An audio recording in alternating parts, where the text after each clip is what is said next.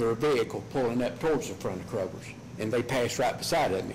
And that's when I saw him and his brother driving. Do you have any doubt? Do you have any doubt in all in your mind that it was Brandon Roy that was driving that vehicle? No, sir. Okay. Anything else? I have argument. Okay, argue. Your Honor, even to assume, we've heard testimony that wasn't Brandon driving, but even to assume that Brandon was driving, Mr. Roy was driving, apparently then that means that Mr. Roy can't go to a grocery store because, God forbid, they be in the same driving lane going to Kroger. He was coming out. Brandon passed by him. Allegedly, even if Brandon was driving, there was no contact. None. None. I don't see how, even if Mr. Roy was driving, how he violated any type of order when, in fact, Mr. Anderson admitted that he followed the car driving. I don't think that there's been a violation. I didn't hear him say he followed. He said they turned off a different direction, then he turned to get out of the lane of traffic and then proceeded to get gas. That's what I heard. No, he went into the gas. He parked by the gas pumps to call dispatch after my client was dropped off into Kroger and his mother drove the car to park.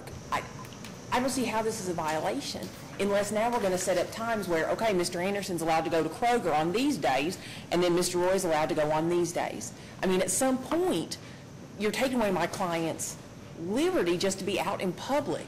I think this is getting a little ridiculous. We're talking about, at most, maybe eye contact.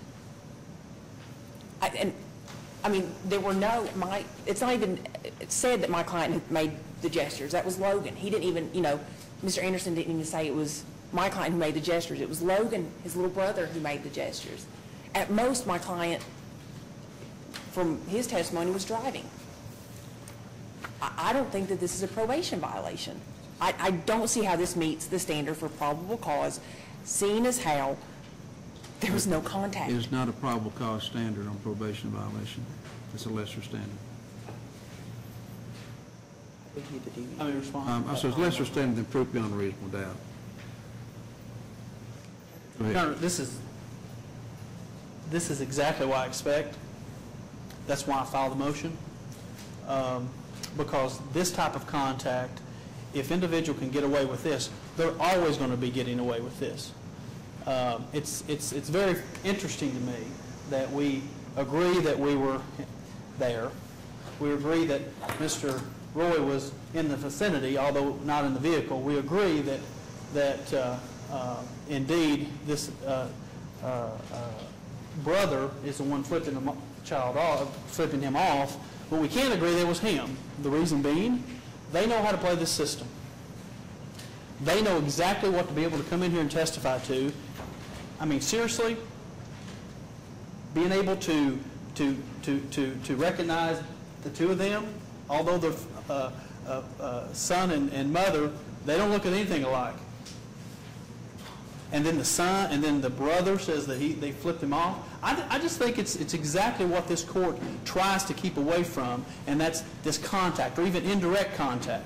The court talks about indirect contact. What does that mean? Putting other people up to do things because they know that they don't think they'll get in trouble. But a revocation of this probation sends a very distinct message that this court will not approve of that, does not like that, and following the court's orders. All right. This court notes by a certified copy of the order of probation that there was an Alfred plea of guilty entered by Mr.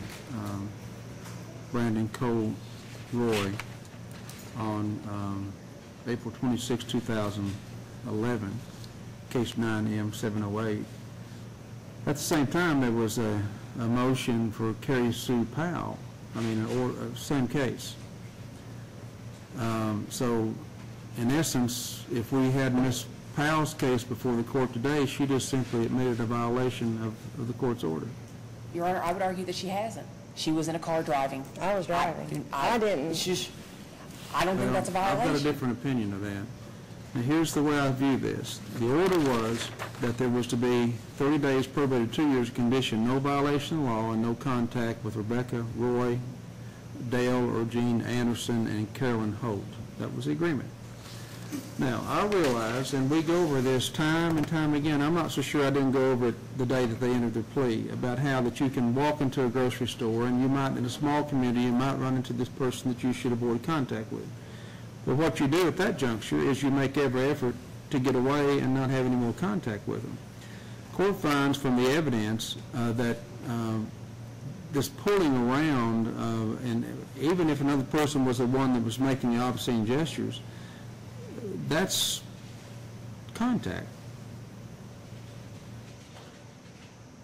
He, in essence, provided the means by which his brother was flipping this man off, and at the same time was in close proximity of Mr. Anderson. So the court finds that, when I give people probation, I'm giving you a break. When you violate the probation, then you've done that to yourself, Mr. Roy. So I'm going to find that you are in violation of this court's probation order. You'll be in custody of the jailer for the serve of 30 days. That concludes this matter. Thank you, Your Honor. The court's recessed for 10 minutes. I'm going to appeal. Apparently you have to. We have witnesses. I don't know why. There's Melissa Taylor there.